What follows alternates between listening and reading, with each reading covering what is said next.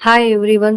இன்னைக்கு நம்ம லிட்டில் பைட்ல எதை பத்தி பார்க்க போறோம்னா பசுக்களை பத்தி தான் பார்க்க போறோம். இந்த பசுக்களை பத்தின இன்ட்ரெஸ்டிங்கான ஃபேக்ட்ஸ் என்னென்னு பார்க்கலாமா? பசுக்களுக்கு நம்மள மாதிரியே 32 பற்கள் இருக்குமா? பசுக்களுக்கு ஒரு சில எமோஷன்ஸ்லாம் இருக்காம். Happiness, love, sadness, fear, anger, இது மாதிரி அதுக்கும் நிறைய எமோஷன்ஸ் இருக்காம். இது எல்லாத்தையுமே அது அதோட சத்தத்தின் மூலமா தான் வெளிப்படுத்துமா. இந்த எமோஷன்ஸை எல்லாராலையும்லாம் புரிஞ்சுக்க முடியாதான். அந்த பசுவை யாரு அன்போட வளர்க்குறாங்களோ அவங்களால மட்டும்தான் அதோட சத்தத்தை வச்சு அதோட எமோஷன்ஸை ஃபீல் பண்ண முடியுமா. பசுக்கள் ரொம்ப நல்லாவே ஸ்விம் பண்ணுமா. அதே மாதிரி பசுக்களுக்கு மெமரி பவர் ரொம்பவே ஜாஸ்தியா.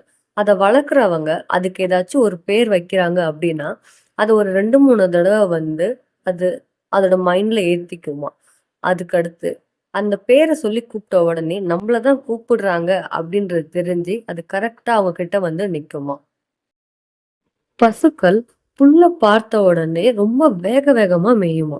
அதுக்கப்புறம் ஒரு 8 மணி நேரம் அந்த புற்களை நல்லா மென்னு ஒழுங்குமா. இதுக்காகவே இது 8 மணி நேரத்தை ஸ்பெண்ட் பண்ணுமா.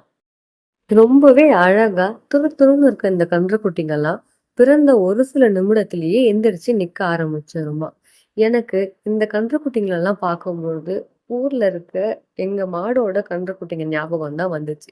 உங்களுக்கும் என்ன மாதிரியே உங்க கன்றுக்குட்டிங்களோட ஞாபகம் வந்துச்சுன்னா கமெண்ட்ல சொல்லுங்க.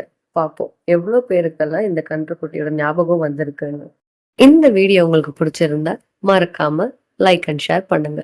அப்புறம் டிஎஸ் லிட்டில் பைட்டை சப்ஸ்கிரைப் பண்ணுங்க.